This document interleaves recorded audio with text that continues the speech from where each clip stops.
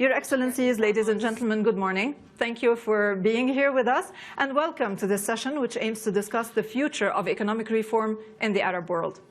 Oil has been the commodity at the center of economic development in the Arab world.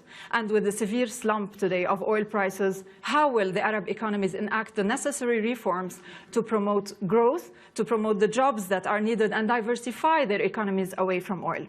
It is a question that we will discuss with our panelists. We have with us today His Excellency Mr. S.A.E, Deputy Prime Minister of Kuwait, Minister of Finance of Kuwait, and Acting Minister of Oil. Thank you very much for being here with us today. Also, we have His Excellency Mr. Suhail Al-Mazrouei, Minister of Energy of the UAE. Welcome. We have with us Mr. Khalid Rumaihi, Chief Executive of the Bahrain Economic Development Board. Welcome. Thank you for being here. And also Mr. Ahmed Heikal, Chairman and CEO of Qalaa Holding from Egypt. Mr. Heikal will be representing the oil importing countries on the panel, since the other panelists are from oil exporting countries. So thank you very much for being with us. Before we start the discussion, I would like to point out that later on, I will be giving the chance to the audience to address your questions to the panelists. So please start preparing your questions. I would like to start with Your Excellency, Mr. Al-Mazrouei, because the UAE was the first, actually, to liberalize the oil prices and remove subsidies, basically local energy prices. But also, there's something very important, that a few days back, the Prime Minister of the UAE and ruler of Dubai, Sheikh Mohammed bin Rashid, tweeted that the ministers of the UAE will be going for a ministerial retreat to discuss not only diversifying the economy away from oil, but shifting the economy away from oil. Today, the UAE economy is basically only 30% reliant on oil and 70% non-oil sectors. So can you tell us more about this retreat that is planned? Well, first of all, I'm very delighted to be among this panel. United Arab Emirates, since the inception, we started the diversification process through investments in investing the revenues of oil in other sectors. Of course, we have evolved from a very high percentages to where we are today. But I think under the current slump of the oil prices, we need to rethink about major reforms that make our budget independent from the oil revenues. Oil revenues are always going to be there, but it's not going to should not affect our budget, government budget.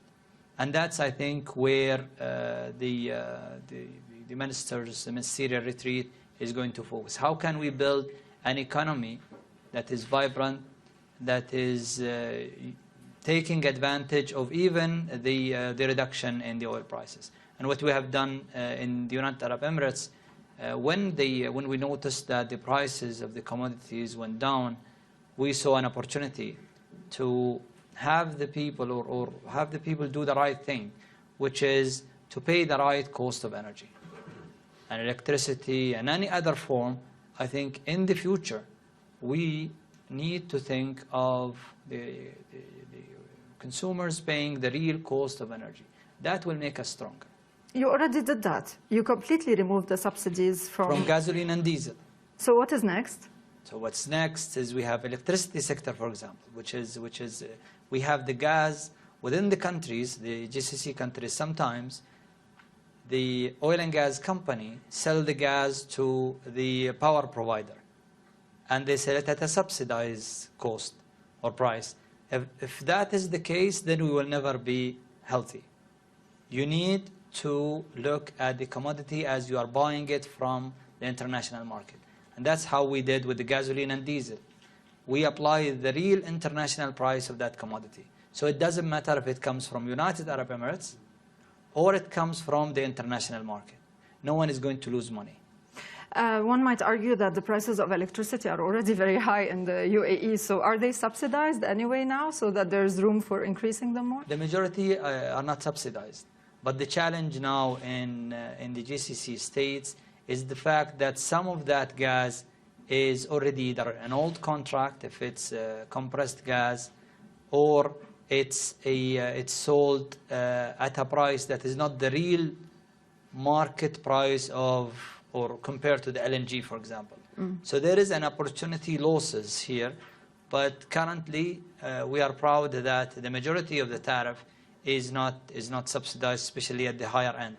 I mean, if you want to know the real price, the real cost of electricity wherever you are, you look at the average international price of electricity, which is in the range of 12 to 15 at least US cent per kilowatt hour. So if you are closer to that number, then you are healthy. If you are below that number, that means there is a subsidy in the system. You need to find it. Your Excellency, Mr. Anas Saleh, also we heard that the Ministry of Finance has submitted a plan to Parliament for reform as well. But can you tell us, and also we heard from the Royal Court some orders to review the budget in terms of spending for the Royal Court. So can you explain a bit more, what is your plan for reform? Thank you, Nadine. Again, thank you for inviting me, and I'm honored to be within It's our pleasure, panel. thank you. I just want to go back to your start. You said with the drop of, or with the sharp sharp drop of oil prices, now it's needed. The reforms is needed. Let's not tie reforms with the oil prices. But it's a fact. Oil prices dropped, and suddenly we started hearing from the GCC countries measures Let's talk about all the literature that has been written in the last 2 decades. I'm talking about Kuwait, for example. All those literatures from the specialists, from World Bank, IMF, name them, whomever as an economic specialist, all of them has been calling for a necessary reform, and today is more important than tomorrow. Now, this is why Kuwait has taken this decision in 2013, way before. But you had opposition from Parliament. You couldn't go ahead with the plan, right? We do work with our colleagues in Parliament, in a shoulder to shoulder. Opposition might show, we might disagree on mechanism, but everybody agrees that necessarily steps for sustainability of growth is now no choice. I mean, it's not something we can wait anymore. Not because oil prices has dropped, for many of reasons. For the structure of our budget, we depend. Keep in mind that what our reserves is not within our budget. If you keep that in mind, and all our investment returns on our reserves are separate. So if you keep that in mind, we are dependent on oil over 90% or 95%. So is this right, even if it was $120? No, but can you tell us more about the plan that you submitted for reform? What does it include? Sure. What I just said, we started 2013. 2013, it was even before me being in the finance office. The government have decided to rationalize subsidies, and this was before oil prices dropped. And it has formed a committee that has all the stakeholders of subsidies. And they've appointed an international consultant to make sure it's well studied. I mean, the cost on household, the cost on the effect on inflation per good, and it took them 2 years to finish. The plan, the program has submitted to government December. And now we're discussing it internally, discussing it with the stakeholders, and making sure it's efficient and it has fairness in it, where it would not harm the people in need of this subsidy, and make sure people who doesn't need it doesn't get it. Now, because with our constitution and our parliament, we have to take this to parliament, and we will present it transparently, and I'm sure my colleagues in parliament would stand for the responsibilities, and we will do whatever needed. Your Excellency, the first step was also minimizing the subsidy on local petrol prices, right? So what other forms of subsidies do you suggest reforming? This is what we're discussing internally now. But the study has studied all the subsidies program. Now keep in mind, in Kuwait, 70% of the subsidies bill is energy. So gasoline, diesel has been taken. Decision has been taken 1 year ago. Gasoline now, and electricity. Mr. Khalid Rumaihi, I know also that the Bahrain Economic Development Board has a vision for reform in Bahrain. Can you share with us this vision? Sure. First of all, I want to thank Al Arabiya for hosting me today. It's an honor to be here. I think I want to put it in context. I think the region is facing numerous challenges. Oil prices declined by 70%. There's a pressure on the fiscal budgets of all of the regional economies. You layer on top of that the demographic challenge, the youth unemployment we see in the region, which is north of 30%. And fourth, the security challenge. So in that context, numerous challenges facing the region. And in my mind, this period is a blessing in disguise. I think it was Winston Churchill who said, never let a good crisis go to waste. I'm not sure how popular you will be now if people are watching you on Arabiya. I think it is an unprecedented opportunity for reform. Yeah. So I will not dwell on what I think the patient, to get out of the ICU, a lot of the measures that are being spoken by my colleagues, and we are doing it in Bahrain, the fiscal diversity, the economic diversity that we need, widening the economic base, investment in education, investment in infrastructure.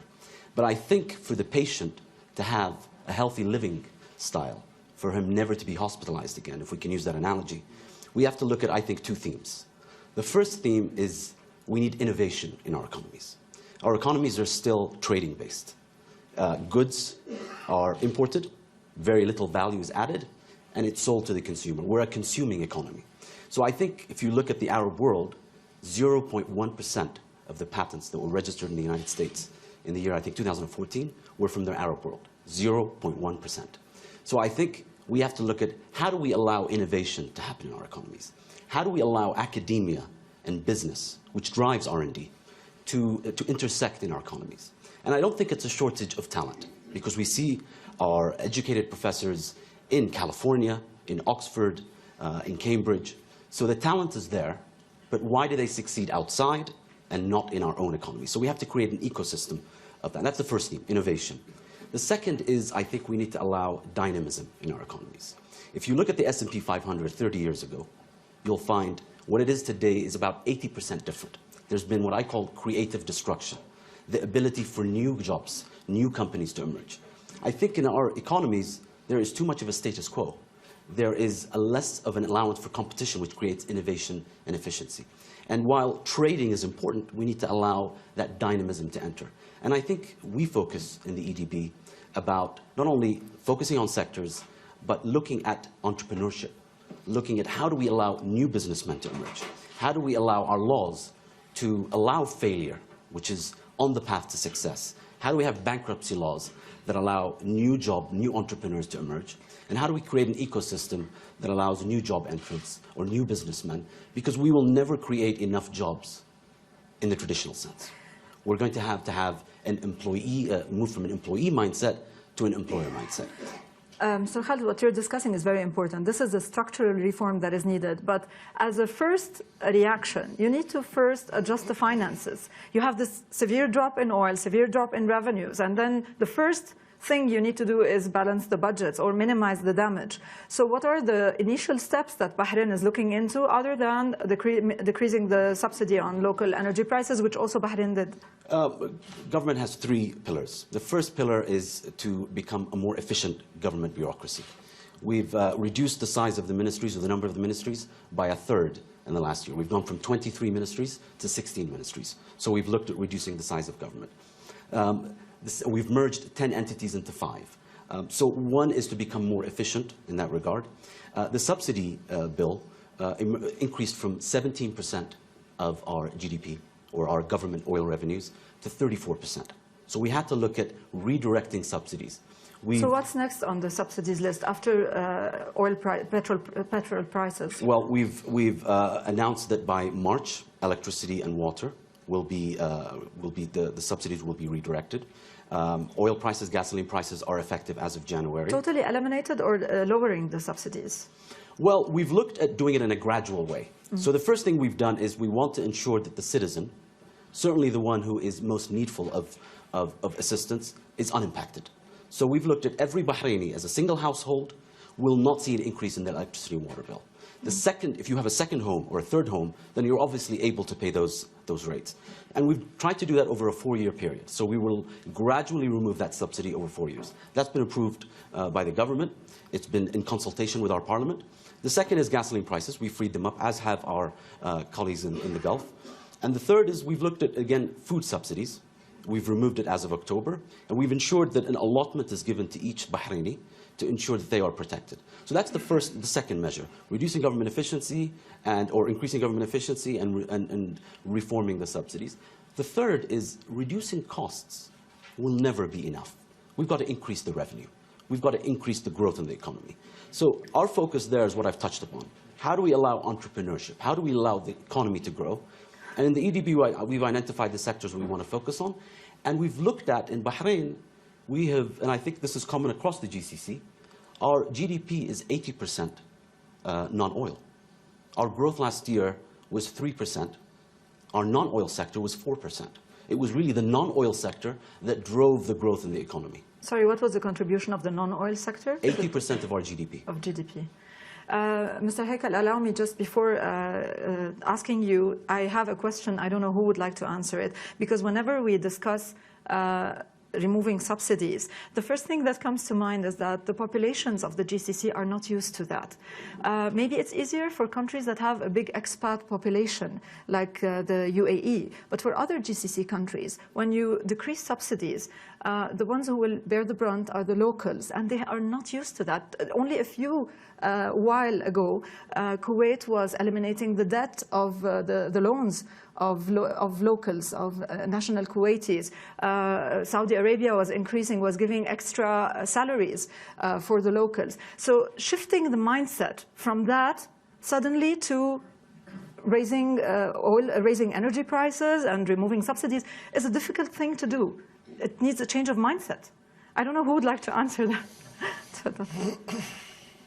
Again, the way you're leading the discussion is showing that it's like one pillar only, and subsidies, removing subsidies or rationalizing subsidies is the savior of our budgets. This is not the fact. Again, we think rationalizing, and I'm sure everybody agrees here, we're rationalizing subsidies. For us, at least, we are making sure it redirects the subsidy to the needed, one. Two, and the most important, it redirects the consumption behavior with the subsidized services. So this is the focus. But I can't do this and not talk about growth reforms. I can't do this and not talk about supporting our private sector, who's not enough support in Kuwait. And I don't find enough programs for them. So it has to go simultaneously together as a full program reform. I don't want the audience look at it as if this subsidies program would save the budget. It's not the, no, this is we not will the case. discuss structural reform later. Yeah, a very quick comment, Mr. Mazrouei. I agree 100%. I think the redirecting the subsidy was an opportunity. We took it. We need to continue on this, but this is not going to be the only thing that we do. Our economies are growing. The innovation and attracting talent and developing IPs in the GCC countries and complementing each other economically is needed. But I think the good thing is, or the cheapest thing is efficiency. And back to your question, how would the people take it? I think if you have a good story and you tell that story to the people, the majority now of the population are youth, and they are different than the previous generations. They understand. You need just to talk to the people, and you need to convince them.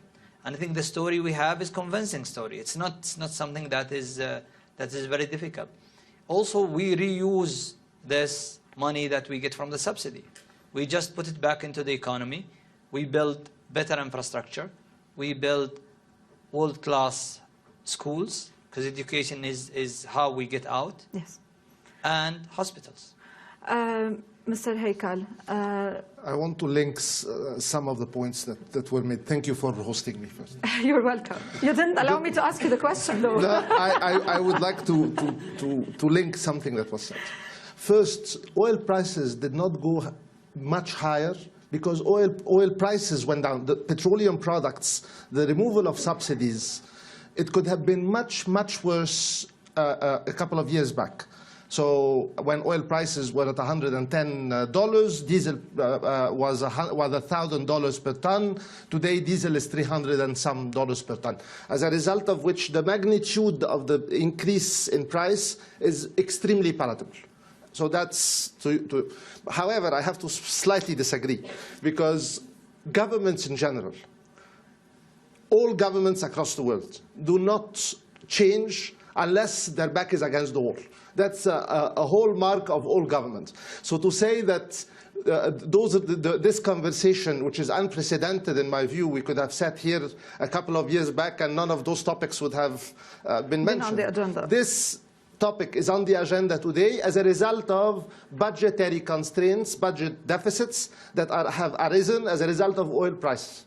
So to say that reforms are independent of oil prices, I think, in my view, is a little bit pushing the envelope. So that's... Let me ask you as a businessman.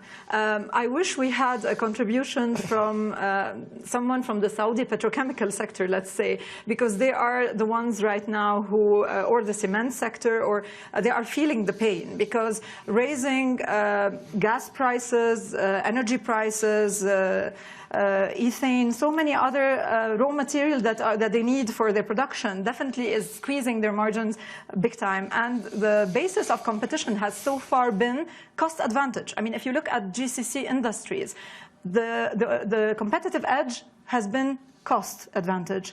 And now when you squeeze that margin, how can they compete? So tell me, from a business perspective, how do you perceive those reforms? We need to move the debate towards efficiency. Let me give you a startling statistic. Egypt has a GDP of roughly $300 billion, $280 billion. It consumes about 80 million tons of various petroleum products. The Turkish economy is $800 trillion. They consume about 120 million tons. This is the inefficiency gap that exists.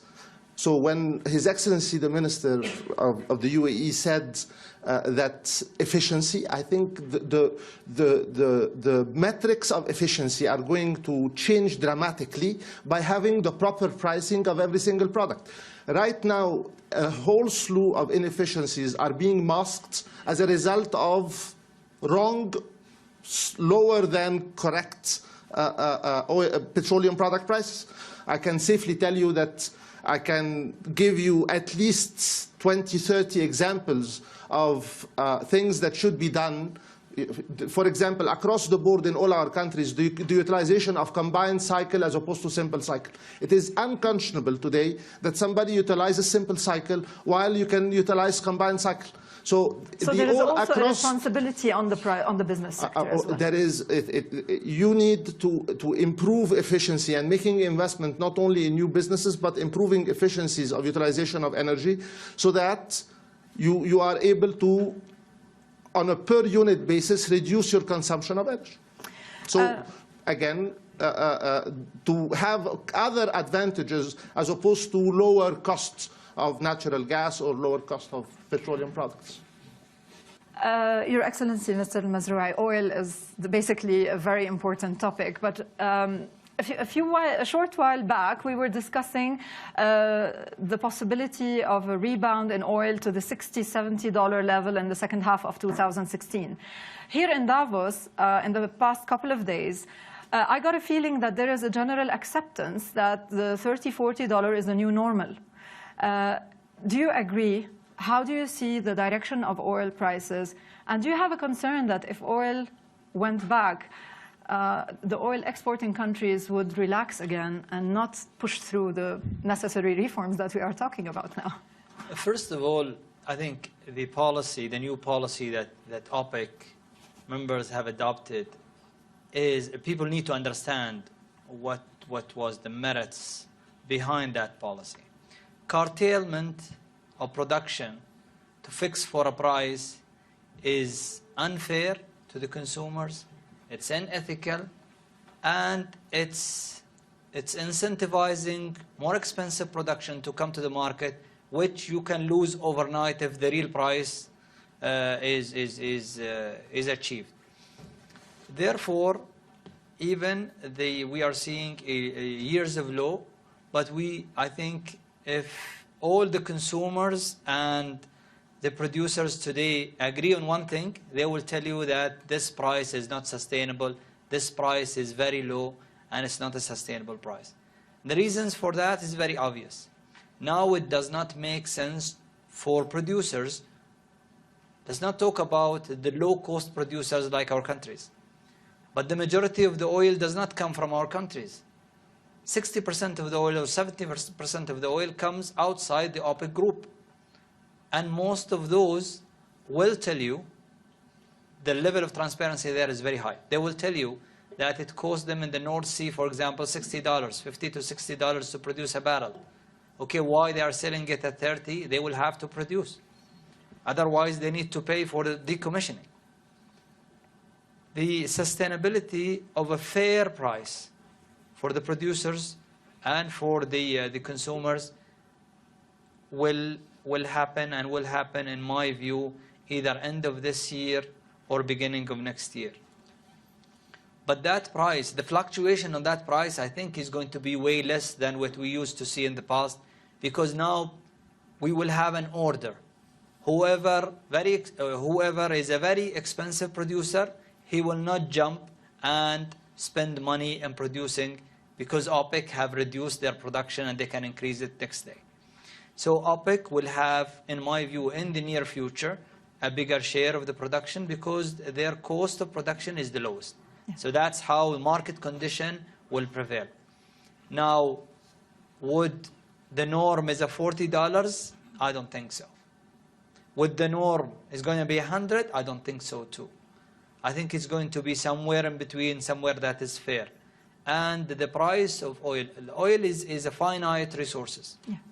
Yes, we have abundance of oil, but it's not something that rejuvenates itself. And requires investments in infrastructure, definitely. And $400 billion, we need to watch this number. $400 billion of planned investment have gone. So that is going to, we will have a problem in 2 years. We're not going to create oil out of air. Mr. Saleh, we haven't discussed taxation, privatization, lower spending, austerity. What is on the table in Kuwait? And let's discuss in general for the GCC countries. Mr. Rumaihi, I will ask you about this as well. Well, first, you just mentioned that the culture in Kuwait is different. The mindset of the GCC locals is different, and it's hard to. 2 days ago, I just wanted to correct information. In Kuwait, there has never been, what did you call it, debt. Yes, eliminating loans or debt. Maybe in the UAE, that was in the UAE. No. Proposals like this came, yeah, but it didn't go through. Programs has been done to support some of the highly indebted individuals, but nothing. It's only like a restructuring of it. Now, what do we have in mind? We have to, one way or another, promote the private sector to start leading. I mean, it's very important to do so. The government has been saying this for a long time, but in action, we didn't see major steps, except now I started to see some legislations that should create the environment to... What kind of legislation? To encourage private sector, you mean? Yes, sure. Private sector from anywhere from foreign capital and local capital promotion agencies. That is very, has extreme windows of opportunities they do offer. And now we start to see large international names coming into Kuwait. It wasn't the case before. The SMEs, we made a huge fund to support SMEs. On the sideline of that, the Industrial Bank of Kuwait only this year has financed 180 projects of SMEs, because the large fund still is under establishment and it's informing its stuff. But this bank has, just to give you an idea, this number has never been reached. 180 projects with an investment of 24 million KD. And I'm talking really small SMEs. And you can add on that the partner PPP. PPP law. Has never, from 2008 until this summer, only one project has been passed, one power generation. I will waste the time of the audience talking about the details of it, but I'll tell you what. I'll tell you, reforming, when the parliament and the government has came in line and agreeing on necessary steps has to be taken, and it has been taken. Now, only this summer, 5 projects of infrastructure, values of 3 billion KD. You think now there is the political will? There is the political will right now. Sure. You can't compare these days with the previous days where there was always clashes, political clashes. It doesn't help. Mr. Rumaihi, there is a VAT tax that is coming on board for all the GCC countries. My understanding is that it won't take long before it is applied. When do you think this will happen? And are there any other forms of taxation and privatization that Bahrain is looking into? Well, first of all, let me, I want to add to what His Excellency, the Minister, said. I think that, first of all, in terms of energy and subsidy removal, I think that it is, the reason I think this is a blessing in disguise is because it is forcing resources to be priced correctly. And I think it's forcing the private sector, as long as to evaluate and value these resources and to become more efficient. As long as we protect citizens and ensure that this adjustment does not impact citizens too adversely, and we allow it to transition well, then I think it forces the right behavior. I think that we have to allow the private sector to play a larger role. And I think that that comes from, most importantly, and I think if you ask the private sector, their main complaint will be, allow us to do business easier, reduce the bureaucracy in the government. And so I think that every Gulf country and every Arab country, because this is really a forum about the Arab economies, is looking at this. And in Bahrain, we take that task extremely seriously. How do we allow business registration to be easy? How do we reduce the minimum capital requirement? How do we allow it to be efficient online? That's the way that we can, the private sector has the capital, has the willingness, can step into sectors that are right now dominated by the government, but the government needs to retrench and allow that to happen easily. You want to discuss structural reform. What sectors offer potential? We saw the UAE model. The United Arab Emirates was able to diversify its economy by promoting tourism sector, by investing heavily in infrastructure. However, even this model is subject to external shocks. For example, now with the strength of the dollar, with the decline in the ruble, with tourism is a little bit now suffering from that. Investment in real estate is also suffering. So the model really was very successful in diversifying away from oil, but it is subject to external shocks. So what is Bahrain and Kuwait's vision for structural reform? Which sectors offer potential? Which model do you want to follow? Well, first of all, I would say the economy needs to be diverse. And I think certainly the UAE has done that extremely successfully. Bahrain today has 80% of our GDP in non-oil. 16 or 17% of that is in financial services, 14% in manufacturing, around 8% is in ICT and telecoms. And the future focus that we see is on services. It suits our economy, Bahrain. We have an extremely skilled human capital. They are willing to work in the private sector. Half of our labor force, national labor force, works in the private sector. And I think that's quite different from other countries in the GCC. So I think that our focus is on the services sector. We look at the ICT sector specifically as offering huge potential for growth. Here we are in Davos, and the theme is the fourth industrial revolution. And I think if you look at every session, it is about technology and the contribution of technology. And I go back and say, how can the regional economies, and Bahrain as one of them, I think the Arab economies, contribute to that movement, rather than just watching that movement? And I think we have to allow our youth, I see the talent in our youth, how can they nurture a business, start a business, be innovative? And I think that's what I want to touch on, is innovation. Now, you mentioned the fiscal and the taxes. I think that is something that is being studied by all the GCC on the VAT level. And I don't think anything on the corporate and income tax level, at least in Bahrain, is currently being. But if we do a VAT, it will be done together with our GCC. I would like a quick comment. Are you studying other forms of taxation other than VAT? تفضل Mr. Saleh. For the taxation, well, we've decided, and this is publicly has been said, we are not targeting an individual income tax. So we're thinking, and we're studying now a corporate tax. We do have a corporate tax on foreign investment, and we're thinking to match this foreign and local. We think that would, and I'm not, again, it won't generate enough money that, or revenue that would, I would say, with this, I'm done. And my economy is diversified. No, we believe if this program, we don't see evidence from this program before we do implement it. You're going to study it very well, sure, so definitely. It doesn't affect the competitiveness of your countries. It doesn't, and at the contrary, it should help direct, the private sector into the sectors that is needed and which goes in line with our resources. Mr. Mazrouei, is the remittances tax on the table? Because this is really worrying all the expats who are living in the UAE. I don't think UAE is going to do something unilaterally. We are discussing at the GCC, but I want just, if possible, to touch on one point.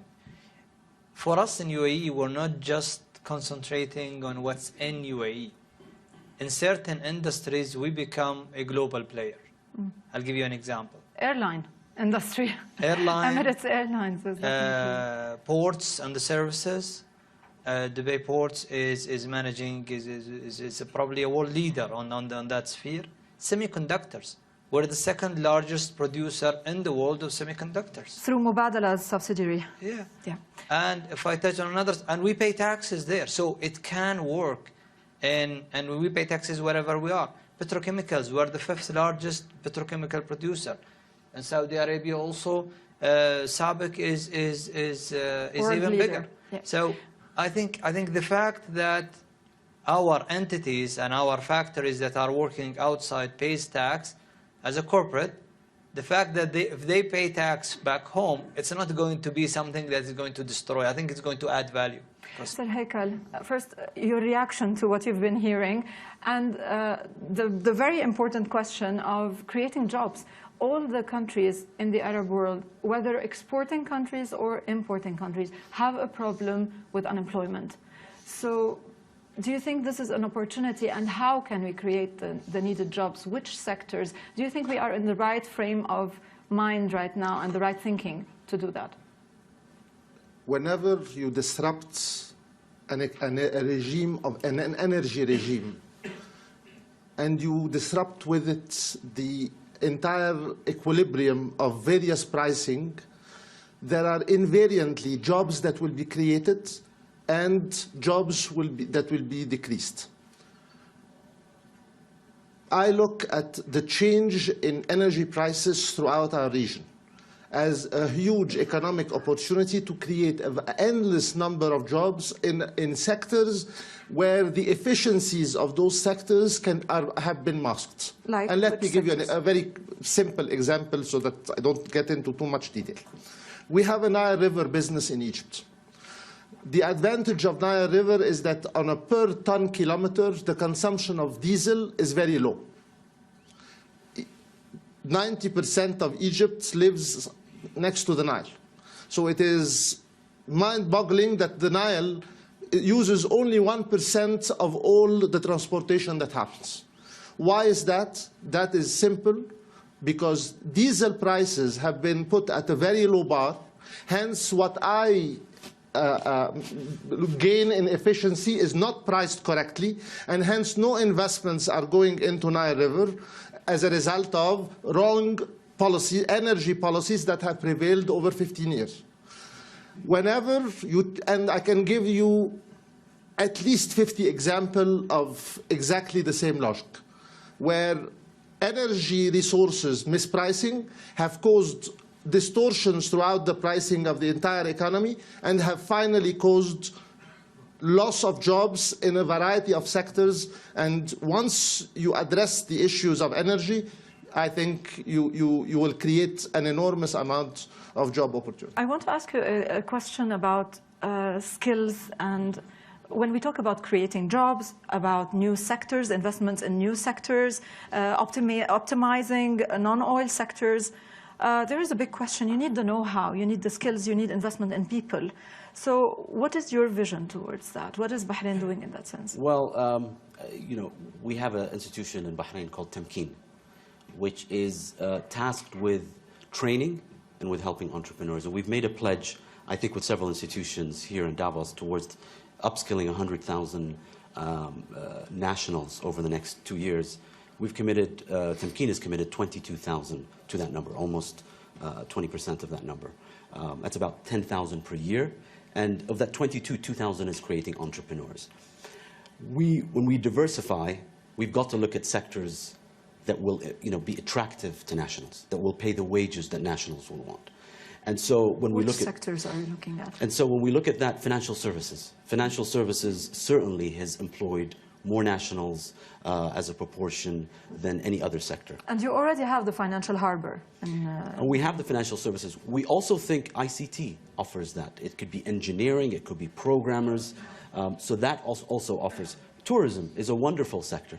But unfortunately, we don't see enough nationals in that sector. So one of the initiatives that we want is to say, how can we grow that sector? But how can we also ensure that there's training and there's the right jobs that are created out of that? I think in Bahrain, we look at our people as our strength. We look at the fact that the high participation rate of our people is in these sectors, that they are taking management positions, that they take leadership positions as strength. But as we look at diversification, we've got to be conscious. Growth without providing job opportunities is not really going to result in what we want. Mr. Heikal, there has been a big responsibility on the private sector to do that in terms of nationalizing jobs or vocational training or training, setting up training programs. Today, already the environment is tough, the business environment is tough. So how do you see that, on one hand, the responsibility of the private sector towards training, and on the other hand, taking into consideration the negative effects that already we are living in, the negative environment that we are already living in? No doubt that the business environment has improved. So the business environment is tough. I think it has improved tremendously. The government has made enormous strides in making sure to solve the problems of the existing investors within the country. They have not fully done that, but they have made significant strides. And the first step towards encouraging investments, jobs you're talking about, then we need to talk about investments, is the fact that you make sure that your existing investor pool is a happy investor pool. Because those are the ones that are going to make further investments, and those are the ones that are going to talk positively about the country and thus attracting other people. So to solve the pool of existing investors, the problems of existing investors, I think we've done significant strides. Now, the other thing that the Egyptian government has done, which is extremely important in my view, is the issue of various safety nets. Egypt has, as a result of the fear from runaway inflation as a result of lifting subsidies, Egypt was able to put a number of safety nets to make sure that there is a cushion for the there is the Tadamun and Takaful programs to give money, conditional cash transfers for individual families. There is the increase in ma'ashat, in pensions. Pensions have been increased substantially. And then there are 4 pieces of reforms on the fiscal side that are extremely important. One is the issue Quickly, Mr. Heikal, because we're running out of time. The Civil Service Acts, the Pension Acts, the Healthcare Act, and those 3 the solution of those problems have been extremely important. Finally, I should add that giving dollars to investors, the pool of investors that existed and that wanted to get out, has been there, has been provided. I'm not saying that Egypt, all the problems have been solved, but I think we're on the right path. On the right track. I want to conclude with Your Excellency, Mr. Anas Saleh. What is your vision for Kuwait? Now we are discussing reform. How do you see, how would you like to see this reform agenda going forward in your country? Concluding remarks after the discussion we just had. I think we are in a much better position now, especially, and I didn't elaborate on your first comment, that His Highness the Emir has issued an order to look into, he directly to me, to look into his court budget, and this is something that's not been heard of. I mean, the initiative from His Highness the Emir is just to show that he wants to start from the top.